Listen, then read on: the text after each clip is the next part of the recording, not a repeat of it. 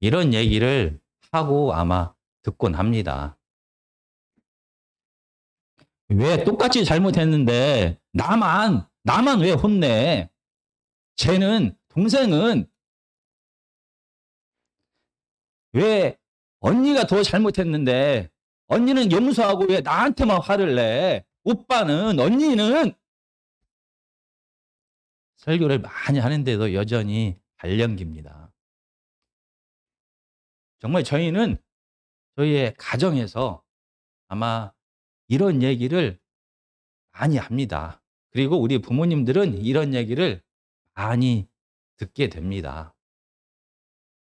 공평하지 못한 것에 대하여 사람들은 화를 냅니다. 사무엘하 12장은 다윗이 큰 죄악을 저지른 것에 대한 하나님의 반응이 기록되었습니다. 만약 사울 왕을 지지했던 베냐민 지파가 하나님의 다윗 왕에 대한 반응을 보았으면 아마 같은 반응을 했을 것입니다. 하나님은 공평하지 못해. 왜 우리 사울 왕은 미워하고 다윗 왕만 사랑하고 이뻐하는 거지? 말도 안 돼. 사무엘하 12장에서 이 사울 왕을 지지하는 베냐민 지파들이 이렇게 오해할 만한 사건이 무엇인지 저희가 살펴보겠습니다. 먼저 12장 13절을 제가 읽겠습니다. 다윗이 나단에게 이르되 내가 여호와께 죄를 범하였노라 하매 나단이 다윗에게 말하되 여호와께서도 당신의 죄를 사하셨나니 당신이 죽지 아니하려니와. 다윗은 큰 죄를 범하게 됩니다. 그리고 자기가 하나님 앞에 죄를 범했습니다 라고 인정하고 용서를 구합니다. 그러자 13절은 마치 하나님께서 기다렸다는 듯이 다윗을 용서하십니다. 다윗의 이 죄는 그냥 길 가다가 이웃의 양을 훔친 죄가 아닙니다. 단지 이웃을 속이고 거짓말하고 때린 죄가 아닙니다. 다윗은 자기의 충성된 신하이자 자기의 친구의 아내를 힘으로 유린하게 됩니다. 그리고 자기의 죄를 덮기 위하여 하나님께서 자기에게 주신 모든 권력을 사용합니다. 그리고 이 충성스러운 신하이자 친구를 죽음에 몰아넣게 됩니다. 이 무서운 죄를 지은 다윗입니다. 그런데 율법에 의하면 이러한 죄를 지은 자는 당장 죽여야 하는 것입니다. 그런데 다윗이 하나님, 내가 잘못했습니다 라고 고백하자 기다렸다는 듯이 이 다윗을 용서한다는 하나님의 뜻을 나단을 통하여 전합니다. 아마 이 이야기를 들은 사울을 지지하는 베냐민 지파들은 아마 이렇게 말할 것입니다. 하나님의 마음에 합한 다윗은 이렇게 쉽게 용서하시고 사울은 용서하지 않으셨네. 어떻게 이럴 수가 있지? 공평하지 못한 하나님이다라고 말할 것입니다. 불평할 것입니다. 어쩌면은 이 사무엘서의 저자도 이런 사람들의 불평을 예상했을 겁니다. 그래서 사무엘하 12장은 다윗과 사울 왕을 서로 비교하도록 특별한 단어와 특별한 상황과 특별한 문장을 사용합니다. 다윗이 죄를 범하자 하나님께서는 선지자를 그에게 보냅니다. 그래서 다윗의 죄가 무엇인지를 정확하게 지적을 합니다. 그러자 다윗은 하나님 앞에 용서를 구합니다. 내가 죄를 범했습니다 라고 반응을 합니다. 그럼에도 불구하고 하나님은 선지자를 통하여 하나님의 심판들을 경고합니다. 예고합니다. 10절부터 12절까지 다윗의 가정과 이스라엘을 향한 심판을 예고합니다. 그리고 14절에서는 이 일로 말미암아 여호와의 원수가 크게 비방할 거리를 없게 하였으니 당신이 낳은 아이가 반드시 죽으리이다 라고 말합니다. 죄를 고백했음에도 불구하고 나단을 통하여 선지자를 통하여 하나님의 심판을 선포합니다. 그리고 15절에 보면 나단이 자기 집으로 돌아가니라. 그리고 선지자는 집으로 돌아갑니다. 그리고 20절에 보면은 다윗이 땅에서 일어나 몸을 씻고 기름을 바르고 의복을 갈아입고 여호와의 전에 들어가서 경배하고, 다윗이 여호와의 전에 들어가서 하나님 앞에 경배를 합니다. 이러한 순서로 이러한 상황을 우리는 이미 보았습니다. 사무엘상 15장입니다. 우리가 사무엘상 15장으로 가겠습니다. 15장 22절에 보면 이렇게 말합니다. 사무엘이 이르되 여호와께서 번제와 다른 제사를 그의 목소리를 청종하는 것을 좋아하심 같이 좋아하시겠나이까? 순종의 제사보다 낫고 듣는 것이 숫 양의 기름보다 나으니. 선지자 사무엘은 사울 왕에게 가서 하나님의 말씀을 전합니다. 사울 왕의 죄가 무엇인지를 지적합니다. 순종하지 않은 죄에 대하여 지적합니다. 그러자 24절에서 사울 왕도 이렇게 고백합니다. 내가 범죄하였나이다. 다윗처럼 사울 왕도 자기의 죄를 고백합니다.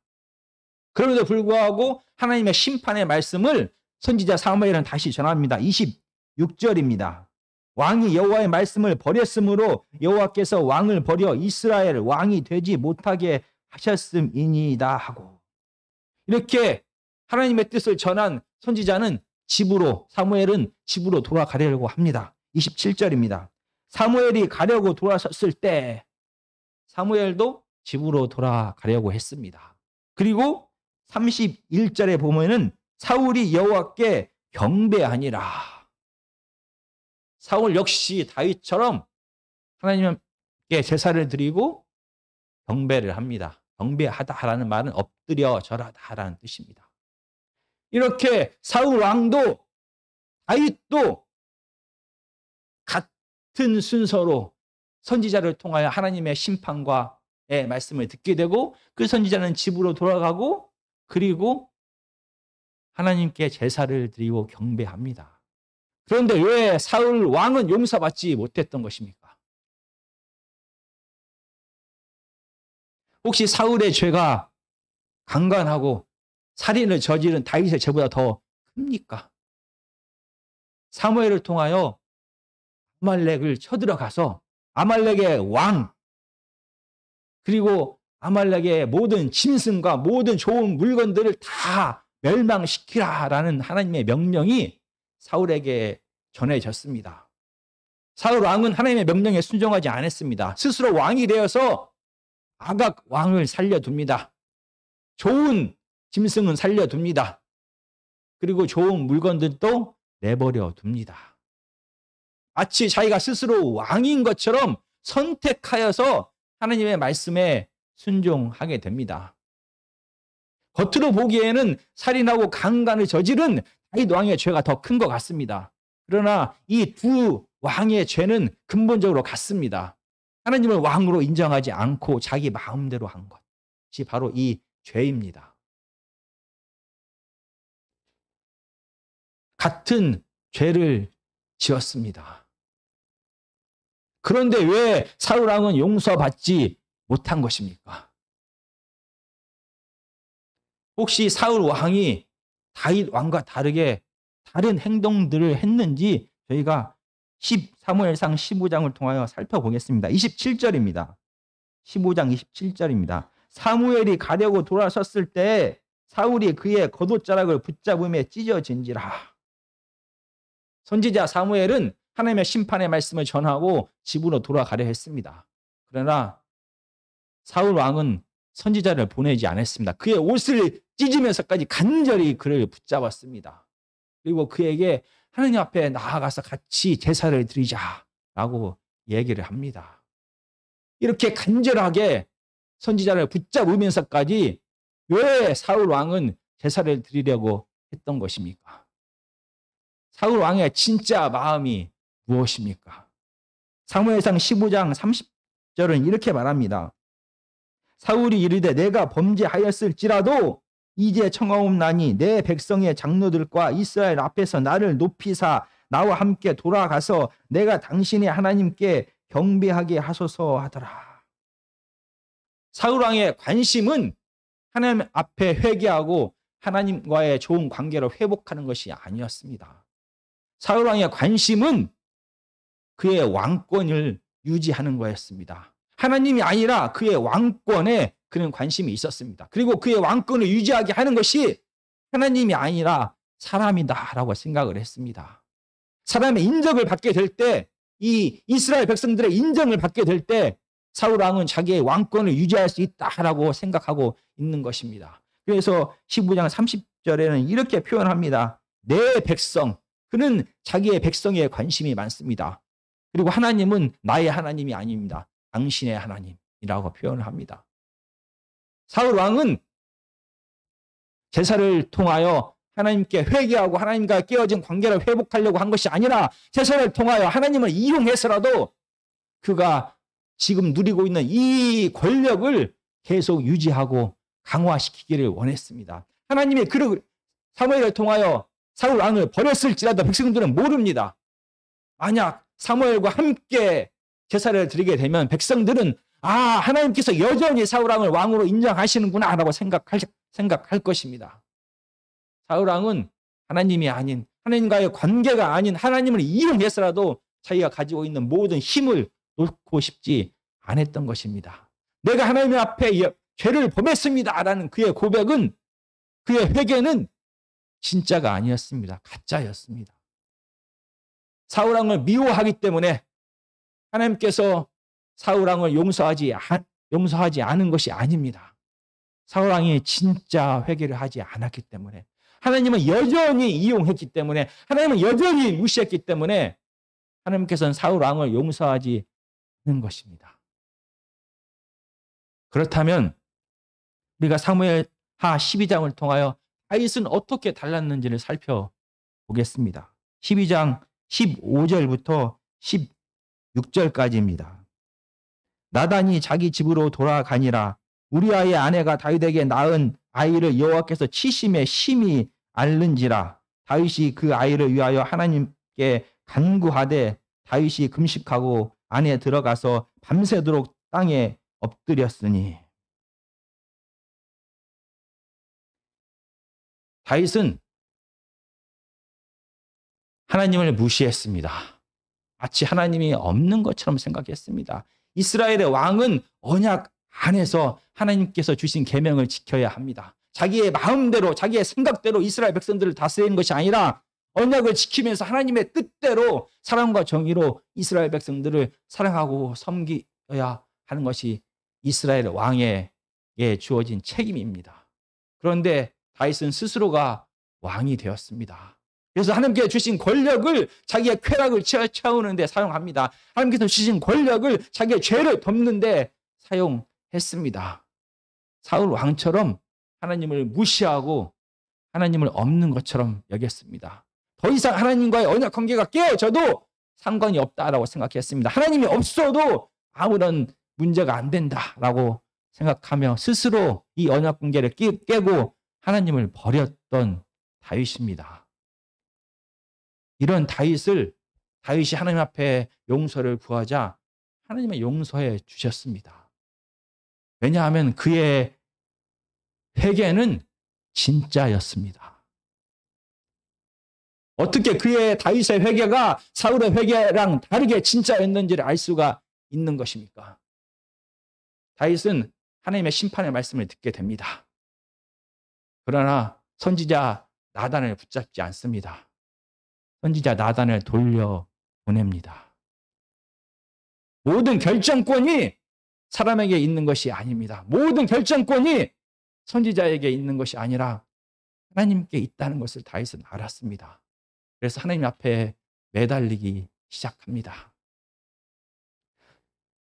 살인과 강간을 저지른 자기 자신이 죽어야만 했습니다. 그러나 자기의 죄를 용서하신 하나님입니다. 하나님의 자비는 끝이 없습니다. 다윗은 하나님의 자비를 의지하여 하나님께 간절히 매달리기 시작합니다. 그는 자신이 누구인지를 오늘 16절을 통하여 다시 한번 드러냅니다. 백향목으로 지은 화려하고 웅장한 왕궁에 살면서 하나님께서 머무는 하나님의 성막이 초라하다라고 느꼈던 다윗입니다. 이 화려한 예루살렘 왕궁의 옥상을 거닐던 다윗입니다. 자기를 내려다보는 자가 아무도 없다라고 생각하면서 교만하게 행했던 다윗입니다. 그 다윗이 하나님의 전에 들어갑니다. 이 초라하게 세워진 짐승 가죽으로 세워진 하나님의 성막에 들어갑니다. 16절에 안에 들어갔다라고 표현하는데 성전에 들어갈 때 이렇게 표현을 합니다. 그는 성전에 들어갑니다. 그리고 땅에 엎드립니다. 엎드려 하나님 앞에 간구합니다. 무려 7일 동안 다윗은 아무것도 먹지 않습니다. 빵을 먹어야만 살아가는 사람입니다. 음식을 다 포기했다는 것은 모든 생명을 주님 앞에 하나님 앞에 맡겼다라는 뜻입니다. 그는 자기의 목숨을 걸고 하나님 앞에 간구합니다. 이 죄 없는 이 아이를 제발 살려주십시오. 내가 다 죄를 지었는데 왜 이 아이가 이렇게 아파하고 죽어가는 것입니까? 하나님, 내가 죽을 테니 대신 이 아이를 살려주십시오. 그는 너무나 간절히 7일 동안이나 금식하며 울부짖습니다. 예루살렘 옥상을 거닐던 다윗이 땅바닥에 엎드려 하나님 앞에 간구하고 있는 것입니다. 하나님의 은혜만을 구하고 있는 것입니다. 죽어야 될 다윗을 하나님께서 자비로 용서하셨습니다. 그의 왕권을 빼앗지도 아니하고 그의 목숨을 빼앗지도 안 했습니다. 이렇게 자비가 풍성하신 하나님이 목숨 걸고 기도하는 다윗의 기도를 들어주신 것입니까? 19절입니다. 다윗이 그의 신하들이 서로 수군거리는 것을 보고 그 아이가 죽은 줄을 다윗이 깨닫고 그의 신하들에게 묻되 아이가 죽었느냐 하니 대답하되 죽었나이다 하는지라. 그렇게 간절히 기도했습니다. 대신 나를 데려가 달라고 그렇게 기도했습니다. 그러나 하나님께서는 그 아이를 데려가셨습니다. 7일 만에 그 아이가 죽었습니다. 이스라엘의 남자 아이들은 8일째가 되면 할례를 합니다. 그리고 이름을 지어주게 됩니다. 이제 이스라엘 하나님의 공동체의 일원이 되었다라는 뜻입니다. 그런데 이 아이는 7일 만에 죽었습니다. 할례도 받지 못하고 이름도 갖지 못하고 이스라엘 백성에 속하지도 못하고 아무런 죄가 없는 이 아이가 불쌍하게 다윗의 죄로 말미암아 그냥 죽게 되었습니다. 왜 죄를 지은 것은 다윗인데 왜 이 아이가 죽게 된 것입니까? 우리는 여전히 이해할 수도 없습니다. 다윗도 이해할 수 없을 것입니다. 지금 미국에는 많은 산모들이 임신 중에도 마약을 합니다. 그래서 2016년 통계에 의하면 1시간에 3명꼴로 마약에 중독된 아이가 태어납니다. 그리고 이렇게 태어난 아이 중에서 많은 아이가 죽게 됩니다. 물론 산모는 살아 있습니다. 이 아이가, 이 죄 없는 아이들이 죽는 것은 산모의 죄 때문에 대신 심판을 받은 것이 아닙니다. 심판은 분명히 산모가 다음에 어떤 방향으로도 하나님께서 심판하실 것입니다. 그러나 이 죄의 결과와 영향은 죄가 없는 아이들에게 임했습니다. 자기 죄로 아이가 죽은 것이 아니라 죄를 지은 부모의 영향으로, 그 결과로 죄 없는 아이가 죽게 된 것입니다. 다윗의 죄를 이 아이가 대신 심판받은 것이 아닙니다. 다윗의 죄는 분명히 남아서 그의 가정에, 그의 공동체에 죄의 열매를 맺게 될 것입니다. 그러나 아무런 상관이 없어 보이는 이 불쌍한 아이가 죄의 영향과 결과로 죽었습니다. 여전히 설명할 수가 없습니다. 여전히 우리의 머리로는 하나님의 계획을, 하나님의 뜻을, 하나님의 마음을 온전히 다 이해할 수가 없습니다. 다윗은 그럼에도 불구하고 아이가 죽자 어떻게 행동을 했을까요? 20절입니다. 다윗이 땅에서 일어나 몸을 씻고 기름을 바르고 의복을 갈아입고 여호와의 전에 들어가서 경배하고, 다윗은 아이가 죽었다는 소식을 듣자 의복을 갈아입습니다.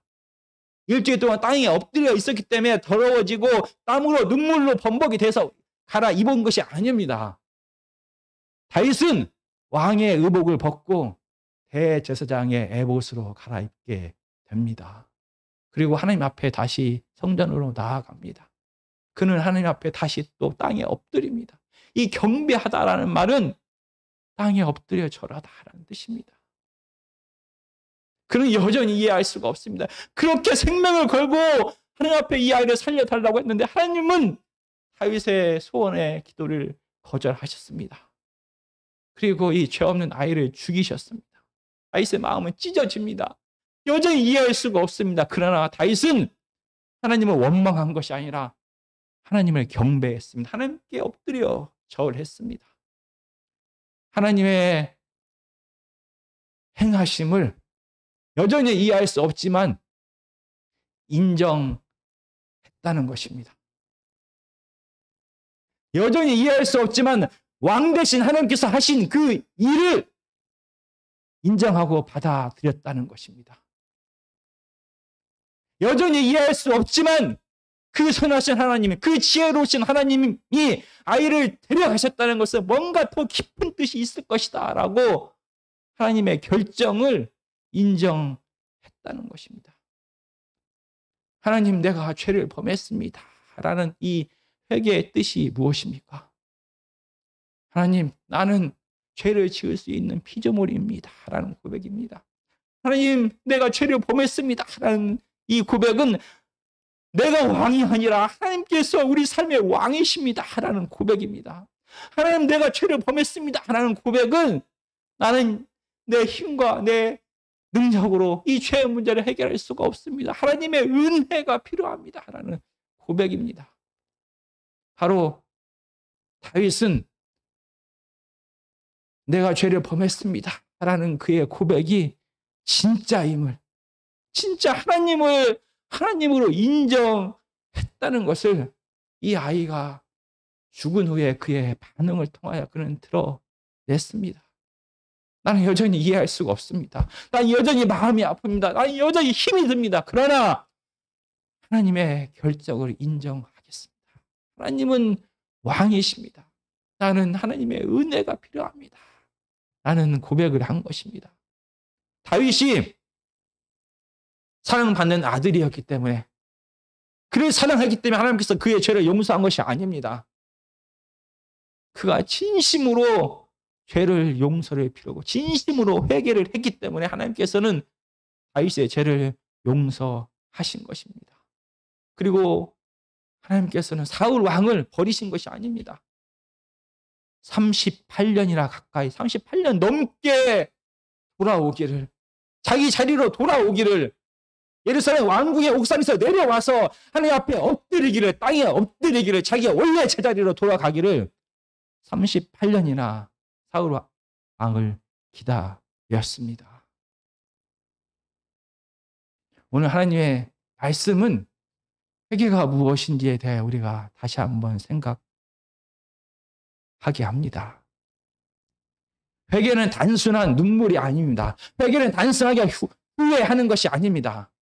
회개는 제 자리로 돌아가는 것입니다. 내가 서야 할 자리로 돌아가는 것입니다. 말로만 내가 하나님을 경배하는 것이 아니라 내 삶의 모든 결정 가운데서 하나님께서 왕 되심을 인정하고 그 앞에 엎드려 절하고 그의 결정을 인정하고 그의 결정대로 순종하면서 살아가는 것입니다. 그래서 예루살렘 왕궁 옥상에 있던 자가 땅에 엎드려 하나님을 경배하는 것, 자기 자리로 돌아가는 것이 바로 회개인 것입니다.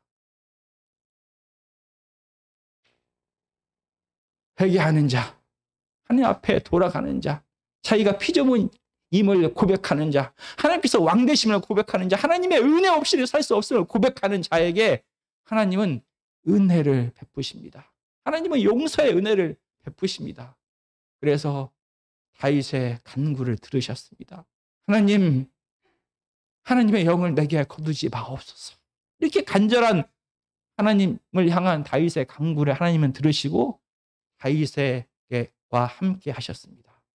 그러나 여전히 입술로는 회개했지만 하나님을 이용하는 자, 진실로 회개하지 않는 사울 왕에게 하나님의 벌은 다름 아닌 사무엘상 16장 14절입니다. 바로 그 사건이 있은 후에 여호와의 영이 사울에게서 떠나고 하나님은 사울 왕을 떠나셨습니다. 사울 왕과의 회복은 깨어진 관계가 그대로 유지가 되었습니다. 그럼에도 불구하고 하나님은 선지자를 통하여 사람들을 통하여 하나님의 영을 직접 보내시면서 사울 왕에게 회개할 수 있는 기회를 계속 주셨습니다. 정말 진짜 회개는 자기의 자리로 돌아가는 것입니다. 진짜 회개는 왕궁 옥상에서 내려와 땅에 엎드리는 것입니다.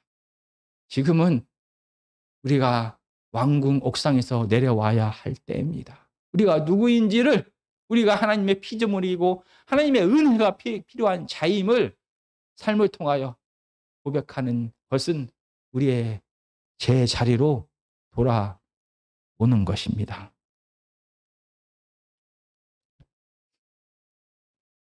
찬송가 38장입니다.